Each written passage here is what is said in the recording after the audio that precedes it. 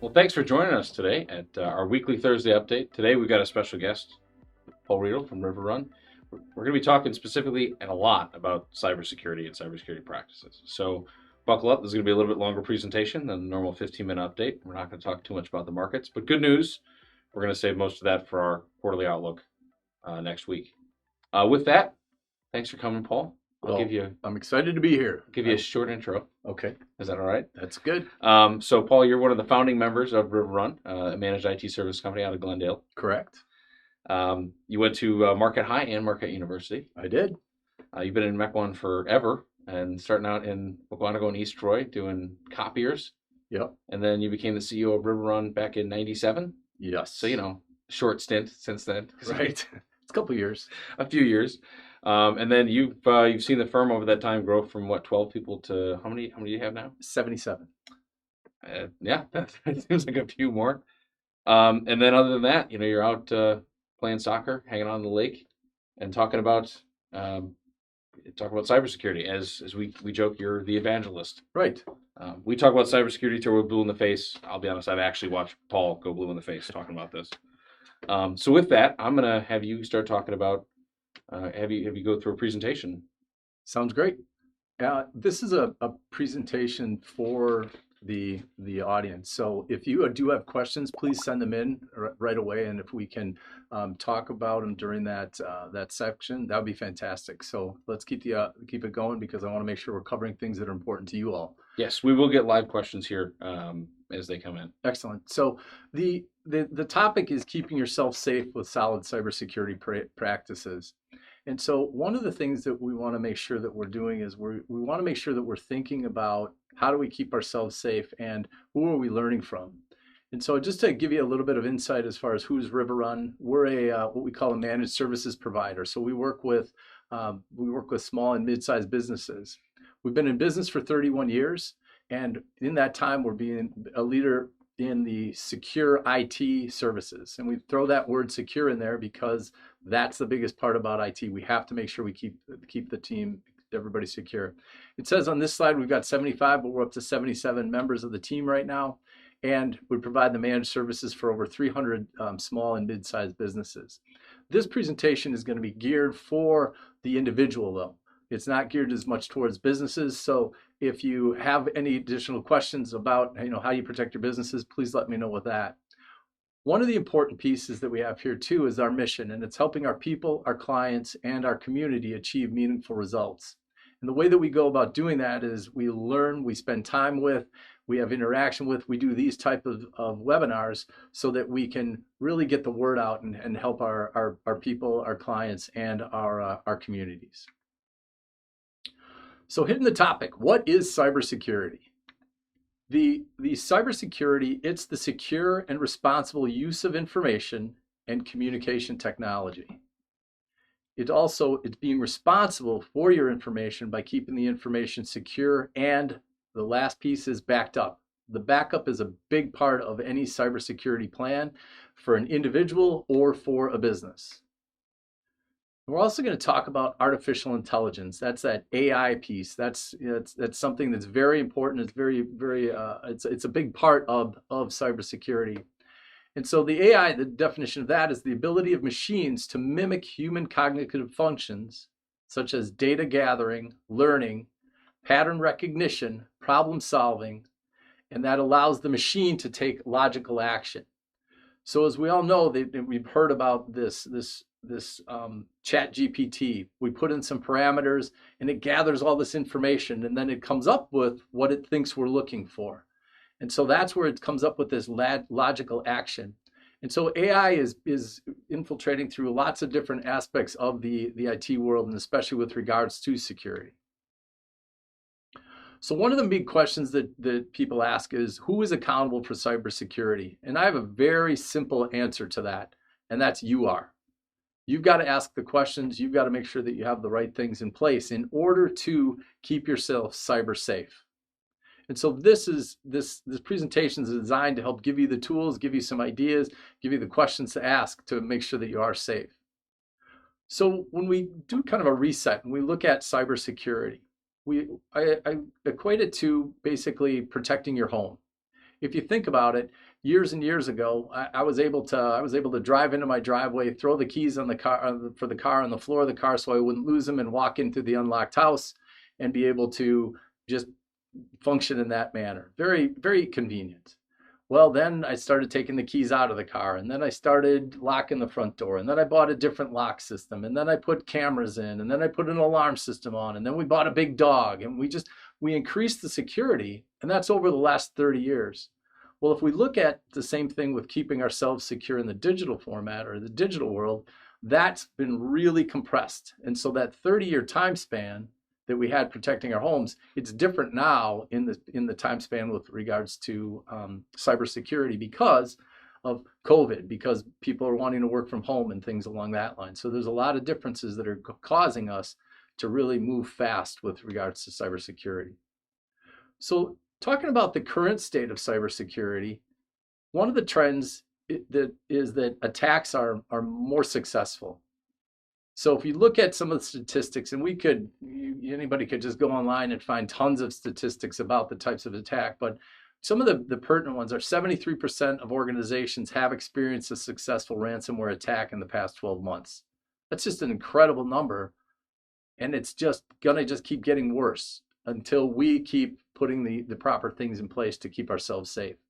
The other thing is data breaches exposed 7 billion records in the first half of 2024. That's 7 billion records. 7 billion. That means there's just a lot of data that's out there that bad actors have now. And we don't know what they're going to do with that information.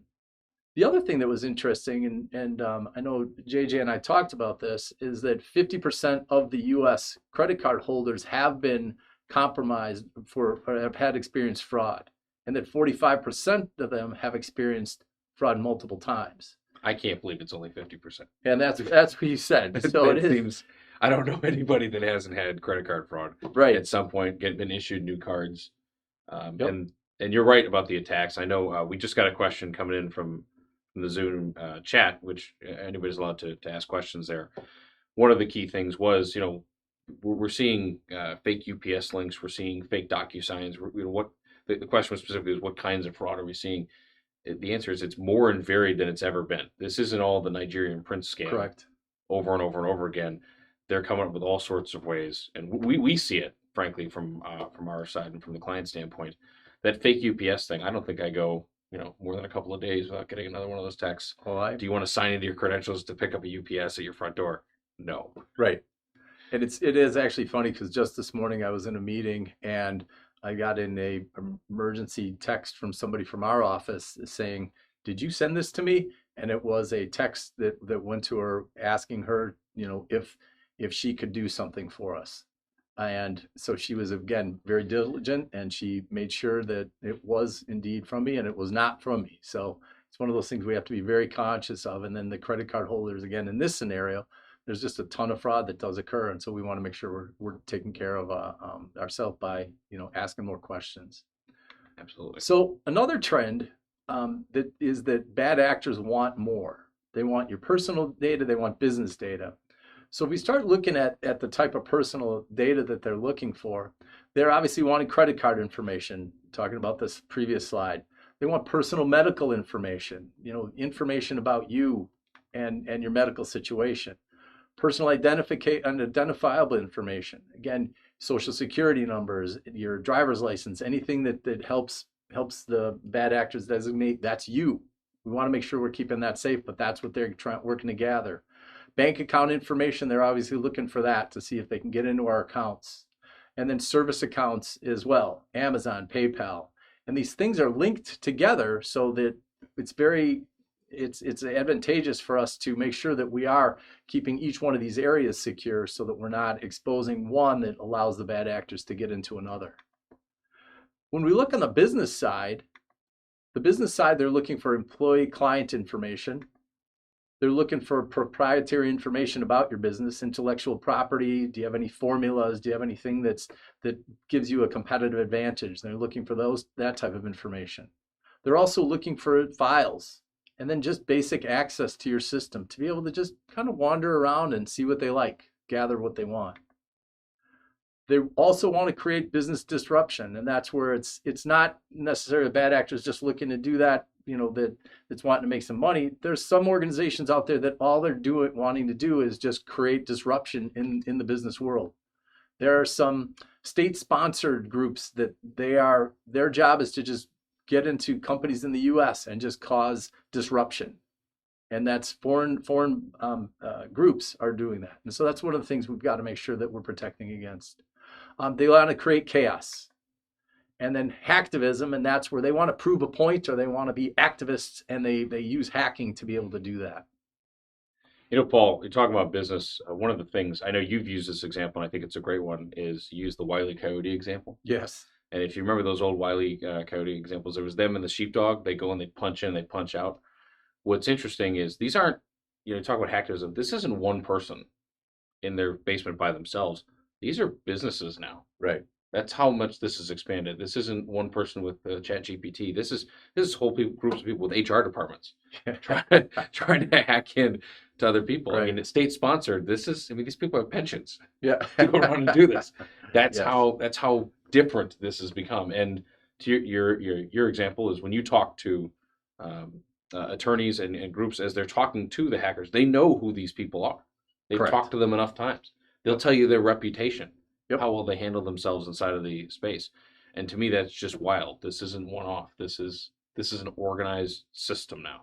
Oh gosh, yes, it is. And as you were saying, JJ, it's organized. They've got work too, just like us. They go to work, and their job is to break in, and that's the stuff that they don't do. That's just unbelievable.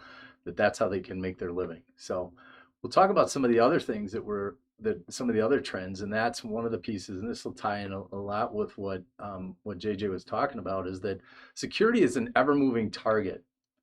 And so the reasons why security is that the bad actors, they're increasing. The number of people that can set up shop as a bad actor and start breaking into systems it's just increasing exponentially, because it's very easy to get into there. There's a low barriers of entry into that business. There's a lot of misaligned values. As we're talking about, some people think, well, your data is my data, and I have a right to take it if you don't protect it well. And so that, again, there's a value misalignment that we have to make sure that we're addressing. The need for speed, that really is something that when we link our vendors or we link to different sites and we're connecting things together, that makes our life more efficient. It's wonderful. We can move faster. But when we do that, it also can open up little areas of exposure that now we've got some vulnerabilities that if somebody gets into one area, now can they get into my system? And so those are things we've got to be paying attention to. You've got the hosted applications and self-serve type things. That's, again, a lot of us we love having the applications. We love to be able to go online and download something and be able to get up onto into a site very quickly and be able to do transactions. That's wonderful. Again, that's an area of vulnerability for us because bad actors are also watching those sites. The other thing is that it's extremely lucrative. And that's the challenge that we face, is that the bad actors, they can make a lot of money. We've got some slides talking about the amount of dollars that are involved in cyber events.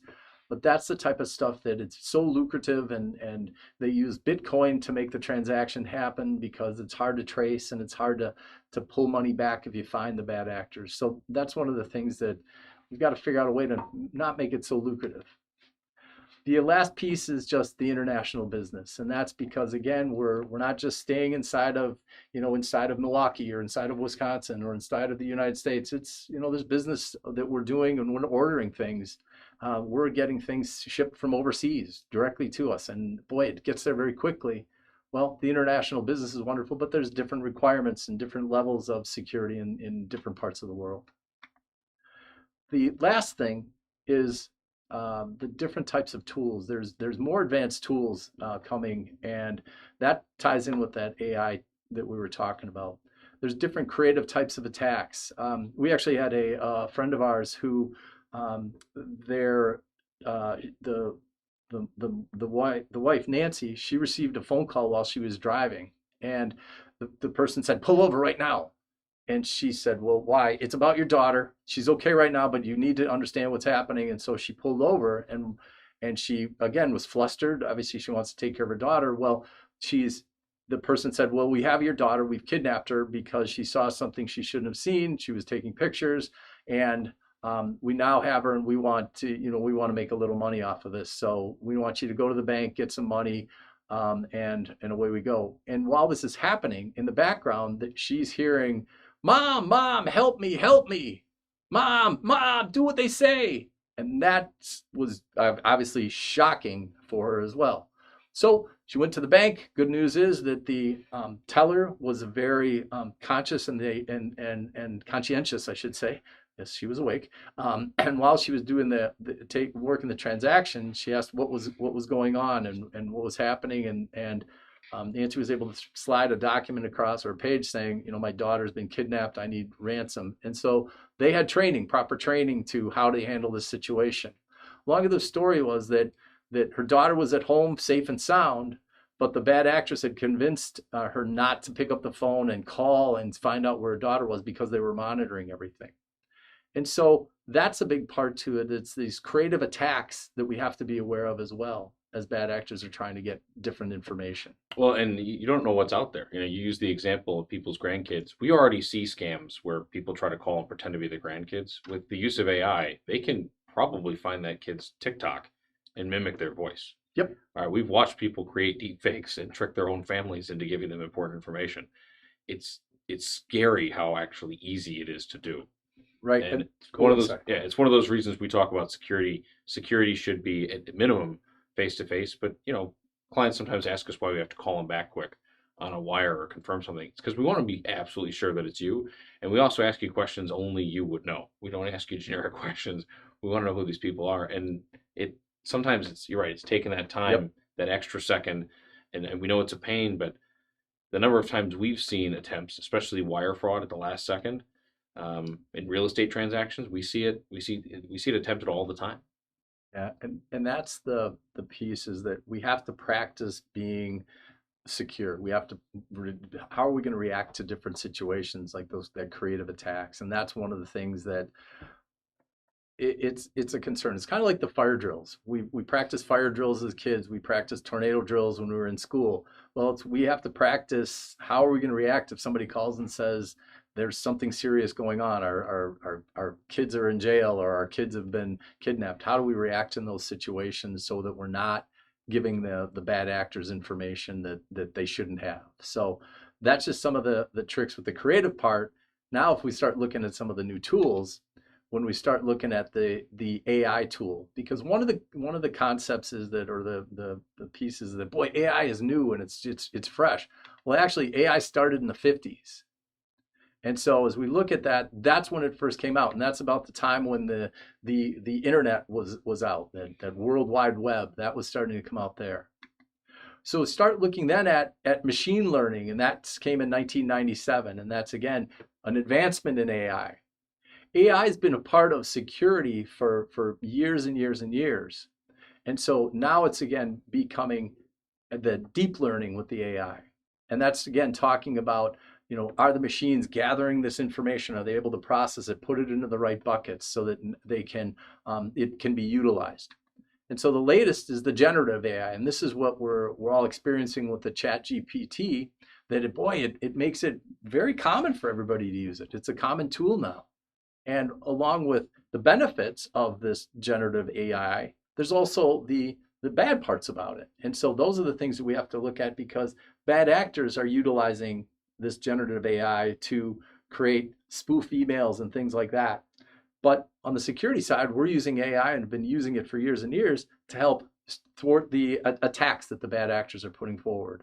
So the AI as a tool, it's fantastic for the bad actors to use, and it's also wonderful for us to have, but it's kind of a game of leapfrog. So the fourth trend is recovery time is increasing, and this is something that I want to make sure that people are really aware of, is that the recovery from identity theft, it can take up to 200 hours and 6 months. So again, if you think about the extra steps that you have to take to keep yourself secure, it's worth it. Because if you have to unexpectedly spend 200 hours in the next 6 months to unravel the problem that's been created or unravel your identity theft, that just takes a lot of toll on not only your time, but it also takes a lot of toll on your positive energy. The other piece is, again, as we talked a little bit before, is the data breaches exposed 7 billion records. That means our data is out there, and getting that data back is a hard thing to do. We also want to look at the fifth trend, and that's security affects all industries. And you can see that healthcare is number one, on down to the public sector. So the bad actors, and this is why it's so important for everybody to know and to think about.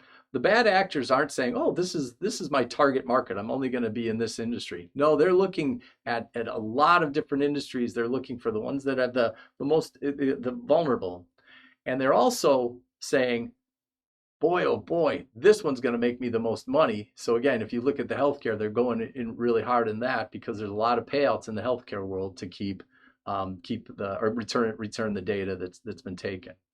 The other thing is, if you look through that list, we are doing business with in every single one of those. And so that means they have your data already inside of those businesses that you're working with. So we want to make sure, again, that we're as secure and that they're as secure as possible. So the other part to this is, what kind of attacks do I have to be thinking about? There's phishing attacks. That's digitally and via the phone. We talked about the situation where a friend thought her daughter was kidnapped. Well, you're going to get phone calls, people saying, "Boy, I'm with the Internal Revenue Service, and if you don't give me this information, you're going to have the police knocking on your door." The IRS one is extremely common, and the IRS never calls you. They send you a letter. Correct. They never call. And they rarely email. So the letter is the big thing that they're doing as well. But so that's a big part to that there. And then the digitally, it's again the phishing attacks and things that are coming into your email. We look at business email compromise. Again, that's where the bad actors will break into your email system and they just watch, and they watch for trends. And this isn't just for business. This is your personal email. If they can watch, who do you interact with? What type of interactions do you have? We see a lot of situations where the bad actors will wait for an opportunity because they start learning your patterns, and they start saying, "Boy, JJ goes out to lunch so that he can do his workout at that time." And so when Paul says, "Hey JJ, can you send me some dollars?" They know that, oh, JJ goes out for lunch. And they're going to call Paul and say, or send an email to Paul saying, "Oh, something's changed in the financials and the accounts, and I want you to send it to a different location." Yeah, we've seen it several times with, especially real estate transactions. We get a email from the agent a few hours before everything's supposed to happen saying, "Can we just change the wire instructions really quickly?" And clearly the bad actors have been watching that agent's emails and going back and forth, Right. waiting for the opportunity to do it at the last second. And what do we do every time? We have to call and verify. And guess what? Not once has anybody changed the wire instructions in the last week. As a matter of fact, we tell people if we get wire instructions in the last week, we won't change them. We'll just cancel it and start over. Perfect. Because, yeah, they try to do it in, I think, as you know, most of it is a common theme. There's a lot of dollars. There's a sense of urgency. And there's usually something about how it needs to be done right now with very little contact from the people you actually need to talk to. Yep, you're exactly right. And that's where, again, it's understanding or protecting your email is a critical piece to this. The ransomware, that's the type where they get in and they steal or they encrypt your data. And the reason that it's two different things is that, well, sometimes they just go in and encrypt it because that's the easiest thing to do, meaning you can't open the data because it's been messed up. And so they need a key, or you need a key to be able to unlock your data. Well, what was happening is that people had solid backups, and so they could just restore the data. So now what the bad actors are doing is they're saying, "Boy, we're losing money, so we need to do something different." So now they'll steal your data, and they'll exfiltrate it and pull it off of their system so that they can use it as a bargaining chip to say, "Well, I can release this and put this out onto the dark web, or you can pay me money." And those are things that we want to make sure, again, that ransomware piece is something that we, again, figure out how to stop. And these are some of the things that we've talked or will be talking about there. The other thing is the social engineering, and that is where bad actors, they're going to build a profile of you. and they're going to find information from Facebook, and they're going to find information from LinkedIn, and they're going to find information from other sites that you put information in, and they're going to start putting it together. And they do that so that they can use that profile to guess passwords or figure out next steps or figure out when you're vacationing and figure out your life so that they can figure out ways to compromise the situation and pull your information from them. So the other piece is SIM swapping, and that's where they figure out how to get control of your phone. And that's an important thing that we need to make sure that we're thinking about is just that phone. It's such a convenient communication tool. We also have to make sure that's protected, and we want to make sure that we keep control of our phone. And so we talk a little bit about that as well. And then there's the man in the middle attacks, and that's between you and your advisor. And again, somebody in the middle is intercepting the communication, and it kind of ties in with what we're talking about, the business email compromises. But that's where they're making things happen and changing that communication so that they can, again, compromise your situation. So what devices are completely secure from cyber attacks? And this is an important question that we pose to everybody, because it's very important to think about, what do we need to protect and what don't we need to protect? So we did a survey and we came up with a few things that that you don't really need to worry about. What are you thinking? Gumball machines, old school washing machines without electronics. Right. Typewriters. I think those are pretty difficult to hack. That would be, especially there's no plug in that one. And then the old cars. And so again, we throw a little bit of fun in here because I want people to make sure they get to take a breath while we're going through this presentation, because yes, it's daunting information that we provide, but we also have ways to, again, keep ourselves safe with the things that are connected. We just have to make sure we continue to create the awareness. So what are some of the steps to protecting yourself and keeping you safe? First off, you have to know thyself. And when we talk about know thyself, what that means is that first we need to know our data. What do you need to protect? Is it banking information? Is it family photos? Is it information that we have with regards to investments we're making? What type of data do we want to protect? The other thing we need to know is, where is that data located? The reason that we want to know that is because if we store something in a box, and it's the only place we're storing it, well, then we just have to protect that box. If we're storing things in a box here, and a box in the other room, and a box at the neighbor's house, well, then now we have to figure out how to protect all of those boxes. So knowing where your data is located is very critical. We also want to know how the data moves. And what that means is, does it go through a third party? Does it go direct from my machine to a server? Does it go direct from my machine to another device that I own? Where is it moving? Because again, we have to make sure that it doesn't get intercepted as it's going from one location to another. We want to know who needs and has access to our data. In other words, you don't want to just say, oh, I don't need to worry about security. Who's looking for me? It doesn't really matter. Anybody can just see my stuff. It doesn't matter. Well, again, we want to make sure that we're being pretty selective on who gets to see our data, even the stuff that we don't think it has any value. So in other words, the birthday, who cares if somebody knows my birthday? Well, they can use that when they're trying to come up with a profile to figure out how to break into your other more important things. And so that's important, again, to know who needs access to that data and be very selective on who you allow to share. And I know we're all trained that we need to share and do all that type of stuff, but nope, not with this. Keep your data secure and limit who gets to see it. The other thing you want to know is any type of regulations that you must follow. And this is something that in the world of business that it's important, but also in the financial world. And this is something that you, JJ, have to encounter quite a bit. Absolutely.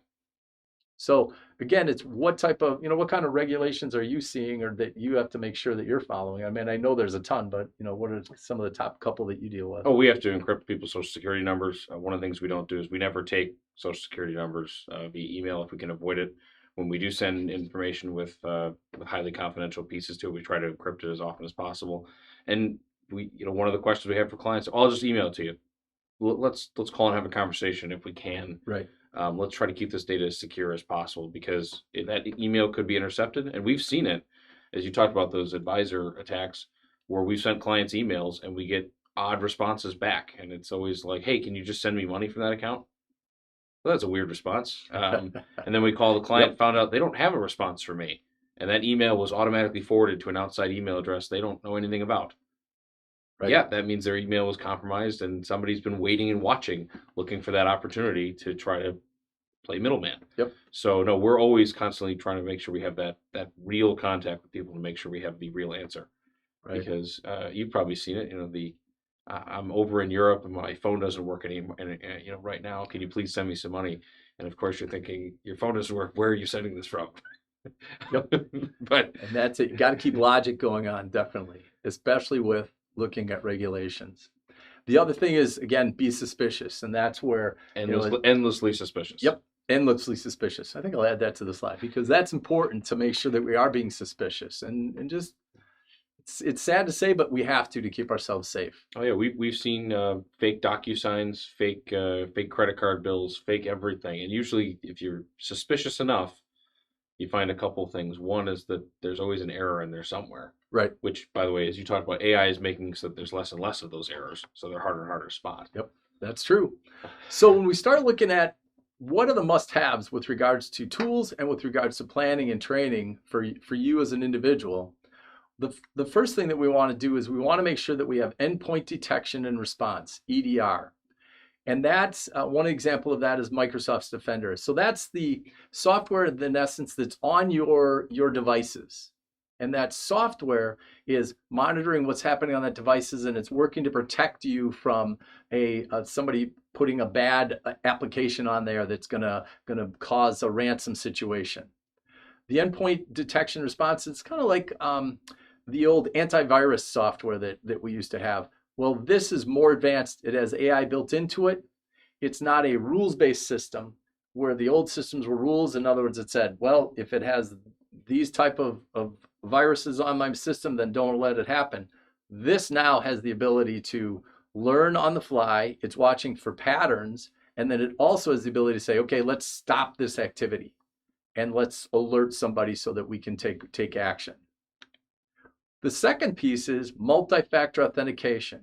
So again, thinking about your house, the multi-factor authentication is you having to go and you having to unlock not just one lock, but another lock, and then open the door, and then you have to hit the keypad and turn off your alarm. So it's taking extra steps to decrease the chance of a bad actor being able to break in. We've all had to do this when we access our banks. We've all said, oh, this is a pain. This is something that you have to have, and I recommend it being on every hosted application that you have anytime when you're going online is have multi-factor authentication activated and ask for it if it's not very easy to find on their online. Some of the examples of that are Duo, that's a product, and then Microsoft's another product out there. The other thing we want to look at is the email filtering and monitoring. How are we handling emails? What are we looking for?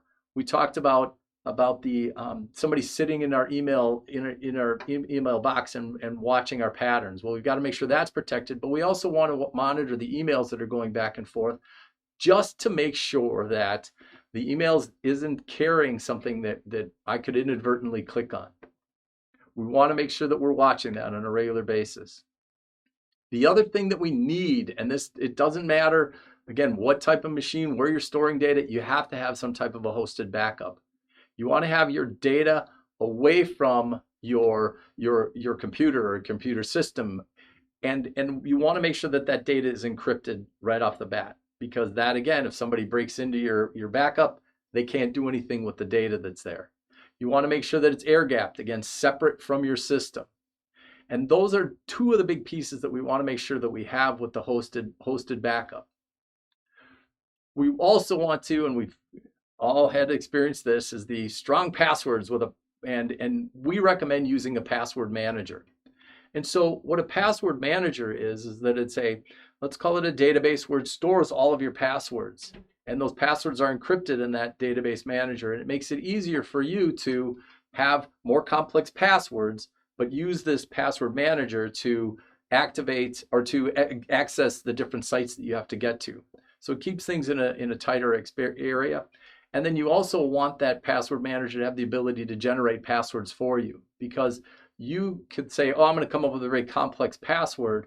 Well, you as a human being have patterns, and so you're going to use certain words or certain letters and certain numbers, and that's going to become a pattern. And so we want to make sure that we're not making it easy for the bad actors to guess our passwords. The same with password managers. The other piece is if you do come up with a strong password, then you don't reuse it for the next website.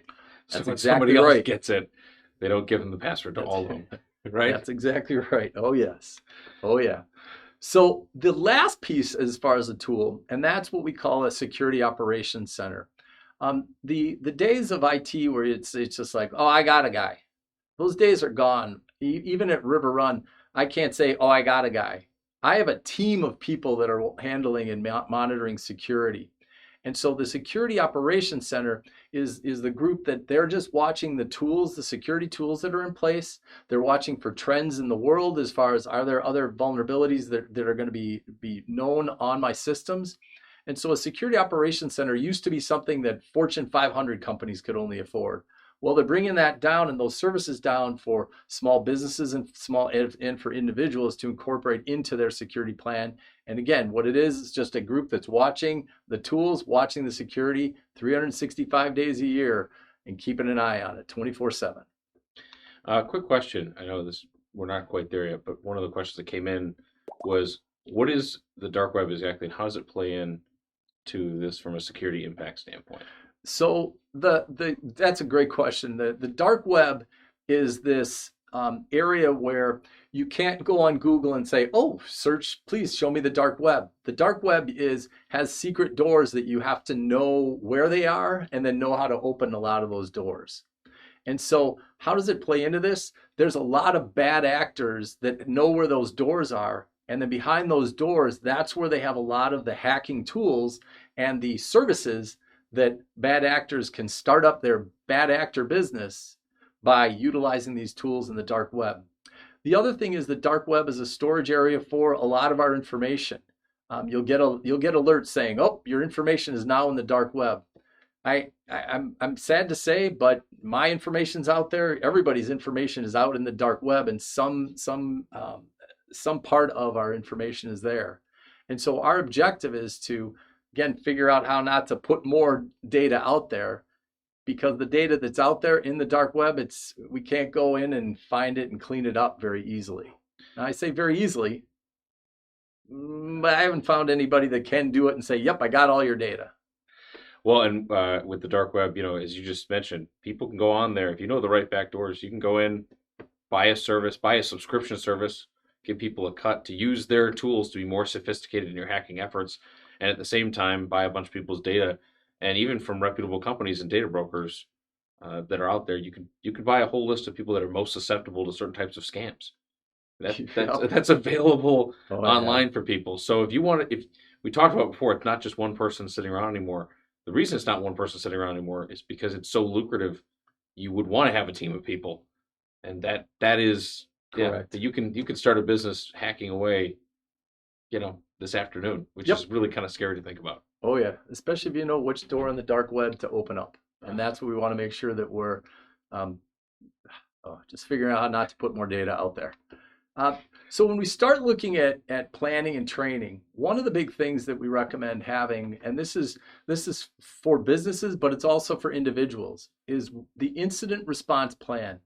In other words, if you have been compromised and somehow that you've given some information out that you didn't intend to give out, or you've let somebody into a certain area on your machine that you didn't intend to, how are you going to react in that situation? Who do you call? What type of safety do you need to do? What do you do with your machine? Do you turn it off? Do you unplug from the internet? What is it that you do? Having that incident response plan makes it easier to recover from a bad actor attack. And that's something that's very important for people to put together. It's again like a fire drill. We did those in school. We had to get out of the school. We knew which way to turn when we left the door. We knew to close the door of the classroom. We knew the steps we were supposed to take. We knew the same thing with an incident response plan for our security and definitely for our cybersecurity. The other thing that we want to do is do training and testing. And that's something Again, testing our, individuals testing ourselves. There's a product called U-Secure out there that will do random testing of you and send you emails trying to phish and get you to click on the wrong things. It's designed to, again, have you stay aware. And if you inadvertently click on something, it'll also tell you, hey, here's a video that you should watch to help you remember that don't click on these types of things. So it's designed to catch you, but it's also designed to educate so that you can learn as you go through things. And the training and the testing, that's a big part of it, because we want to make sure that we're staying aware. The other thing is staying informed. And this is fantastic that you all are spending the time with JJ and I right now, because the more we can get the information out, and the more information we can get out, the less the bad actors will find us and be able to compromise our situations. We also want to look at the cloud services and third parties and ask, how are they keeping us safe? And I know that may sound goofy that, a small individual is calling a big company and saying, hey, I need to know how you're keeping keeping my data safe.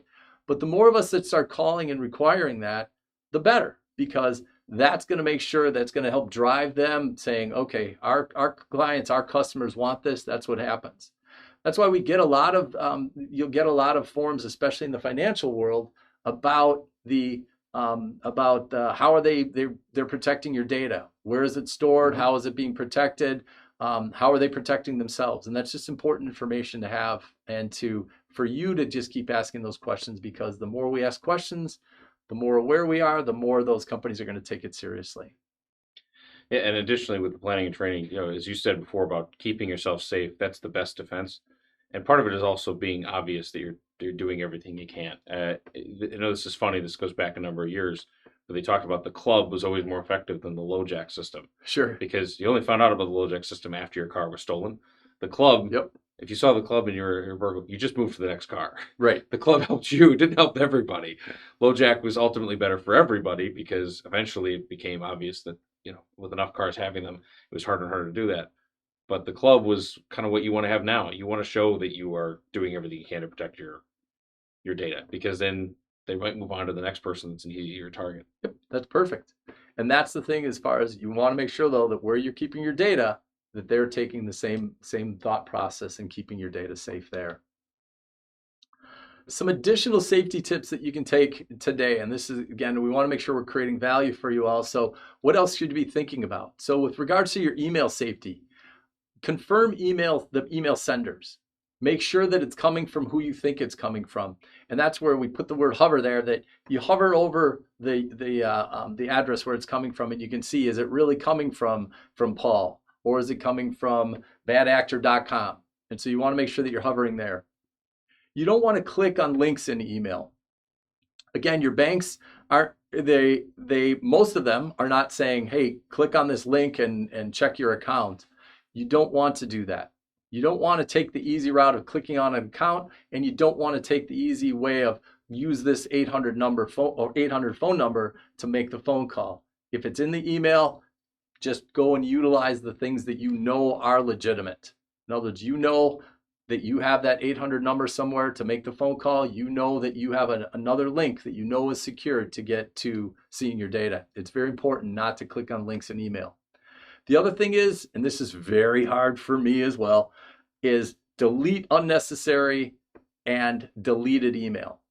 And the reason that we say delete twice is because a lot of times we will use our deleted folder as our archive, because we just might need to get that email back. Well, what happens is that email that you've stored in the deleted area may have some type of a virus in it. It may have some type of an attack application that you don't want that hanging around in your system.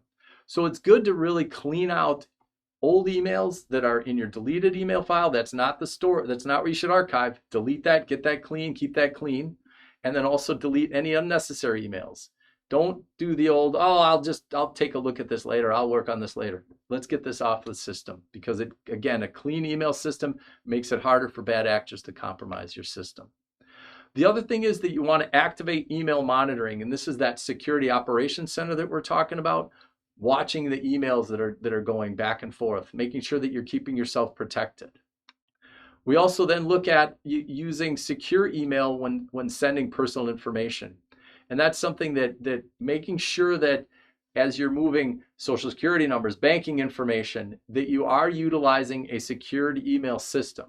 And that's something, especially when you're talking with you, JJ, is going back and forth, is how can we make sure that that information is secured? Absolutely. And having that secure system. Yes, it's an extra thing you have to log into. Yes, it's one more password that you need, but it's a good way to keep your system safe. And yeah, it's one of those quick things where you accidentally send it to the wrong person. And instead of protecting it, or if it's not protected, as you said, you don't clean up your emails, a few years from now, somebody's perusing through your email, they're looking for those sorts of things. So the more you can protect your email and delete stuff you don't need, the better. Right on. Perfect. So the third party backup, that's another thing too, is that if you've got email, even if you're storing it at Microsoft 365, we recommend storing that email as a backup, backing it up to a third party. Because what happens is that Microsoft has this big target on their back. And so if they're breaking into Microsoft and they're able to get to that and get to the backup, well, now you're in a world of hurt. So that's where it's good to have the backup as a third party off of the Microsoft system. The other thing is, and this is a very hard one because we all like to think that we're fantastic at handling multiple things at the same time. We have to take our time, and we cannot multitask. We have to, when we're looking at email, look at email. Don't be distracted by the kids wanting to go play baseball. Don't do two things at once, especially with email, because that's how we make mistakes. We click on things we shouldn't click on. We rush to answer a quick question that it may not have been from who we think it is. So really take your time when you're working on the system. And I know that sounds goofy, but it's something that's very important to really segment that part of your time and segment the time with email or when you're on your computer. Don't get distracted because mistakes will happen. And as we talked about, that could then take 200 hours of your life to try to restore that. And we don't want you to have to go through that experience. So again, let's kind of breathe a little bit here. One thing we want to do is just take a quick quiz. And so as we look at this, here's email threats. So the question then is, what do you see here? Is this an email I should be responding to? Is this something I should be clicking on? And obviously everybody knows the answer is no. But what are the things that we want to look at here? And so as we look and step back, we highlighted the areas of things that are concerned. So you'll see reminders from River Run or for River Run. It's a capital R and a small r. Well, we're River Run and it's capital and capital. And then the other part is, I haven't seen a credential service department ever. And so that's, again, something that makes me go, huh. And then, again, the River Run, where this came from is a River Run help desk support. And so, excuse me, that's one of those things that I don't know that address. So do you ever get any of these? Yeah, actually, we have a filter just to block these things out. But we do see things that come in from this, and it has some of the common tropes that we talk about all the time. It comes from a position of authority. This talks about maintaining your credentials. It's got a sense of urgency to it that is probably unneeded, and it's completely unexpected. And even the small things like the lowercase in River Run, it seems small, but these are the kinds of mistakes you'd expect them to make. And I think in there's some grammatical errors. Not that I'm perfect. I don't have grammatical errors in my emails from time to time. But when there are multiples and when it has sort of an odd ring to it, just stop. And this is exactly what you talk about for multitasking. Right. If you're going quickly enough, this is one of those you click on it real quick, and then you instantly regret it. Correct. So the other part, if you look on in the second area, it says to prevent being locked out of your account, we recommend maintaining your activity. I'm not really sure what that means. So if there's something that you kind of say, ugh, I don't get it, get rid of it. Contact your IT support team and say, is there really something going on here? Sort of the old fashioned, if it's really that important, they'll call back. Right. Right on. So the other thing, this is what JJ was referring to this a little bit. This is one of the tools that's monitoring the email that's going back and forth. So this actually tool gave a banner and saying danger, And then if I were to click on that, maintain the credentials, it would not allow me to get past that. So this is a tool that's helping me not make mistakes. And it's something that, again, having this just decreases the chance of me clicking on the wrong thing, and it will be very beneficial to you as well.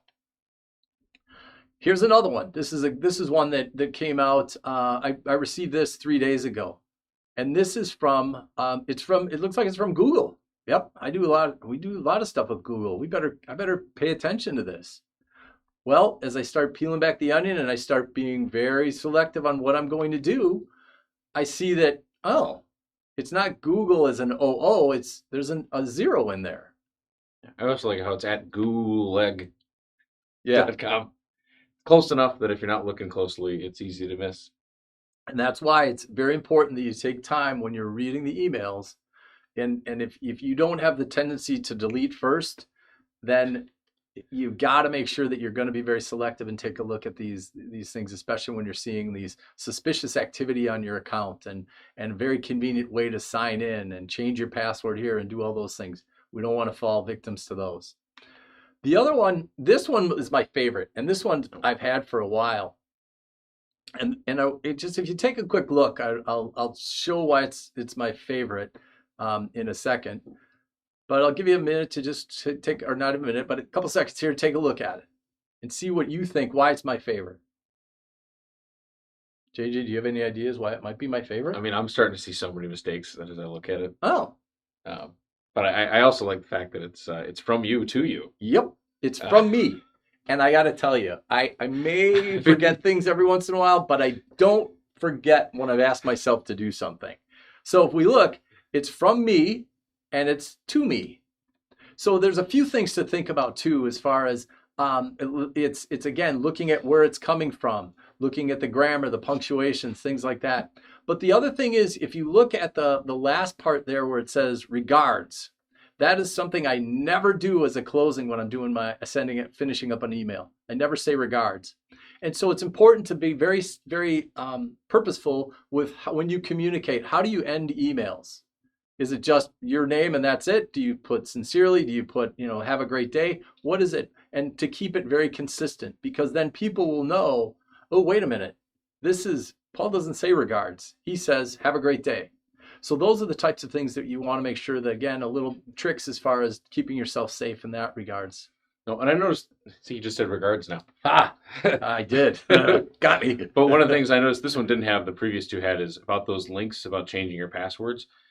If for any reason you actually think it might be true, as you sort of alluded to before, this is a great time to close the email and then go actually to that website, the website you know and trust. Yep. If your bank says it's time to change your password, don't click on the link. Go to the bank's website and see if it says the same thing. Yep. Those links, they're just an easy way to reroute you. That's exactly right. And this is one of those social media that they're trying to get me to take action without clicking a link. It's trying to get me to go buy myself cards to distribute inside of the business. So that's, again, instructing your loved ones, instructing people that work for you, work with you, that you won't ask for anything, any money to be spent via email. Those are some of the important things to think about as well. So some of the things to watch for, again, misspelled words, poor grammar, punctuation. We want to look for action, for urgency. You got to do this right now. We also want to do links to sites, forms. That's what JJ was referring to. It's any links. Nope, let's ignore those. Incorrect or fuzzy logos. That's where they copy a logo and then put it into that email, but it looks odd. If it looks odd, get rid of it. And then subject line discrepancies. Oh, it says, oh, happy birthday, and then it's really starting to talk about, yeah, we need money. So it's, again, looking for the subject line discrepancies there.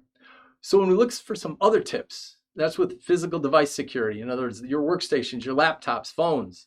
Delete texts, apps, and files no longer used. So this ties back into the email, get rid of old email, but it's applications as well. So we all have downloaded lots of applications because it's a quick little click. You go to the App Store, boom, and we've got this new app. Well, you want to make sure that you're getting rid of the apps if you're not using them anymore, because if an app is sitting there and you're not keeping it up to date, it can become a vulnerable spot or a vulnerable entryway for a bad actor to get into your system. The other thing we want to do is stay current with system updates. Keep our applications updated. Keep the operating systems on our machines updated. Keep our security updated. because we have to do that because the bad actors are coming up with new ways to break into systems. So then we look at backup our devices. Again, we want to make sure that we're backing things up. And you'll see that's a common theme with all of the recommendations. Make sure we have a backup. Send it to a third party. We want to make sure that we have active device monitoring. And that's, again, another tool to watch what's going on that machine. Road warriors, we all get out and we travel, or we want to keep working, or we want to have access things from the road. So use your personal hotspot, no public Wi-Fi. And personal hotspot means on your phone, you can activate that and say, this is how I'm going to connect my machine to the internet. And that's a critical piece. Don't use the public Wi-Fi, not even in the hotel, not even in your favorite coffee shop, because somebody could be watching using that. It's a public Wi-Fi. Multiple people have access to it. I know we've joked about it many times. It's that Wi-Fi, everyone who's ever been on it, you're exposed to anything they might have been exposed to. Correct. You want to be careful. And it's if I'm on there, they could be watching what I'm doing, and we don't want that to happen. And it's not even a case of, oh, I'll just send some emails. Nope. Don't use it. Use the personal hotspot. The other thing is we talked about, use the multi-factor authentication where possible. Mm-hmm. Any application that you've got to make sure that you've got that there. Use VPN to access company data. VPN just stands for Virtual Private Network, and it just means that as I'm communicating back and forth with my office, it's putting a tube of safety around it, and the data can't be intercepted. Yeah, we can't even get to most of our applications and any of our client data without going through VPN first. Perfect. That's excellent. So then we look at social media, and we want to make sure that we're sharing as little as possible on the sites, because the bad actors, and we talked about this before, bad actors will grab that information and they'll start putting a profile together about you, and they'll use that for evil instead of good. The other thing is use secure complex passwords. We talked about that as well. Having the password manager, that's going to help you with that, setting up the secure passwords. You want to activate the multi-factor authentication. Boy, he keeps saying the same things over and over. Yep, multi-factor authentication. Yes, it's an extra key. It's not as convenient as just opening the door, but the world's changed and you got to keep yourself safe. Don't save login information. There's a lot of times you can click where it'll say, oh, save user login name, save password. Don't click on that. Keep that separate. Type your username and your password in every time, because that decreases the chance of the bad actors being able to just have to guess your password. Now they got to watch for your username, and they can't automate that as well. Remove yourself from unused sites. And again, this ties in with getting rid of old applications. Take yourself off of unused sites. Yes, they have backup. Yes, once you put data on the internet, it stays there forever. But moving that off of there, that just, again, decreases the chances of bad actors finding current data on you on a site that they now have compromised. So the other thing is password safety, and we've touched on this a little bit. Never store passwords in text documents or in spreadsheets. Never use the same password for more than one account. That's, again, a critical one. I know it's like inconvenient, but that's where, go to the password manager. Use that. Use the password generator that we talked about. And then also use an encrypted password manager. Again, we're talking about that. Same themes. You're seeing a lot of the same stuff in some of the slides because it's important to repeat it. It's important to make sure that it's coming across. Speaking of repeating it, that was one of the questions is, can you elaborate a little bit on recommended password managers and exactly what they do? Yeah, there's what a password manager does is, in essence, it's a database that will store all of your passwords. And then it will say, okay, this password Paul uses to get to ABC site that Paul uses regularly. And so this is all encrypted, it's all secured, so that if that password manager site or that database gets attacked, the data and everything is encrypted, so the bad actors couldn't do anything with that. But what it's doing is it's making it so that I'm logging into that site and I'm saying log into the abc.com site that I need to get to. And it's saying, okay, well, here's the secured password that we use to get to that site. And so it will populate that for us as we're logging into the site. So this password manager, there's quite a few that are out there. And it's something that there's some free ones and there's ones that have a nominal fee on them. I would say as you're looking for something, looking for one that's got the nominal fee. There's a product called Keeper. And that's something that we use quite a bit with clients. And that's got a small fee to it, but you get what you pay for, especially when it comes time to, again, keeping yourself secure. The other one is RoboForm. That's another one that's out there. That's another good site or good product, and it's very and it's inexpensive to utilize. And because it comes up with these complex passwords, you don't have to rely on your own creativity to do it over and over again. Correct. I think you've seen that. I think every year, I think it's Facebook publishes a list of the most popular passwords. I think it's password one, and then like baseball one, Yep. Football one, one, two, three, four, five, six. Password two. Yep. It's pretty amazing how uncreative we are. Oh yes. So that's again what's important, to use the password manager. And as I said, RoboForm and Keeper, those are two that are out there. The big thing that I want to make sure that we leave with you all is take action. And you know, I'm hoping we created some value for you, giving you some tricks and things to keep yourself safe. But it is take action. And if you don't see that you have some of those pieces and you have questions, feel free to get in touch with me. We'll answer the questions for you. It's what we do, is to help people stay safe, but we can't do it if they're not taking the action. So I just encourage you to really take some action. Yeah, well, I mean, for us, I think that was fantastic. I think we got one more question coming in. You know, I think you kind of summed up my big question for you is, if there's one takeaway, what would it be? And it sounds like it's take action. It's doing nothing isn't the correct solution. There's always something else that you can be doing. Correct. I think it is taking action, and the biggest part is to be aware. You know, understand and just read about this, learn about this on a regular basis, because there's new types of attacks, there's old attacks that they're reusing. And so the more that you keep yourself educated and keep it in the front of mind, the less you'll have a chance of becoming a victim to the bad actors out there. Now, we're always thrilled because I know you've got our back working with us in the Mhm. past, which is fantastic. And we actually have several different layers of IT departments because we're so worried about it. Talk about things that keep you up at night. This is one of those key things. You know, stop, drop, and roll. If you're on fire, I think we all know that one. Oh yeah. But if I think I have an event, who's the first call during a cybersecurity event? What would be your version of stop, drop, and roll? Do you have one? Yeah, that's a great question. The first one that you want to make sure that you are get in touch with your IT team. You know, whoever that happens to be, make sure you have some type of an IT team so you can call, because they're going to be able to help you figure out what the steps are after that. The other part is having that incident response plan will help you know what the steps are after there, because you want to contact them.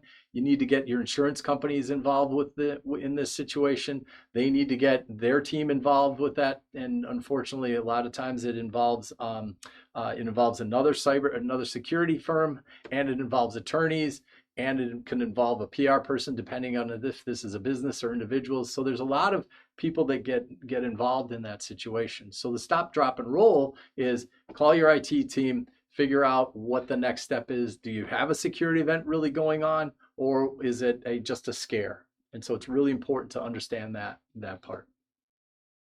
No, with that, I think that's all the questions we had come in. I think if anything comes in afterward, we'll obviously follow up with people. Any parting words you want to make sure we cover? Again, have a plan. Have a plan. Stay focused on cybersecurity. I know that there's a lot of data that comes out about it. There's a lot of repetition about it, but that repetition is necessary to get people to listen and to hear. I've got my LinkedIn connection in one of the slides. If you'd like to connect with me, we do Is it the next slide? Yeah, I believe so. Well, it's the team effort, and I'm sorry I didn't cover this, but cybersecurity, it's a team effort. It involves you, your IT support team, the tools, and the safety practices. And that, again, is the education piece that you want to have. That's going to give you the cyber safety that you need. We've got the cyber summary available, and it's, again, just different things just different boxes that you would want to check and make sure that you're doing these things to help keep yourself cyber safe. And then the Q&A we've already covered. Yeah, we're getting there. And then just the contact information is, we want to make sure that keeping you safe, it's keeping you aware. And so if you connect with me on LinkedIn, we do 3 articles a week just talking about cybersecurity. I promise they're short. We work to make them entertaining as well. And again, I wish you all just be cyber safe and stay that way. Excellent. Well, Paul, thanks again for the time today. Really appreciate it. I You're know welcome. great questions. We got a few to follow up with after the fact. That we've run out of time to cover. But thanks again, everybody, for joining us, and thanks again, Paul. Thanks. Stay cyber safe.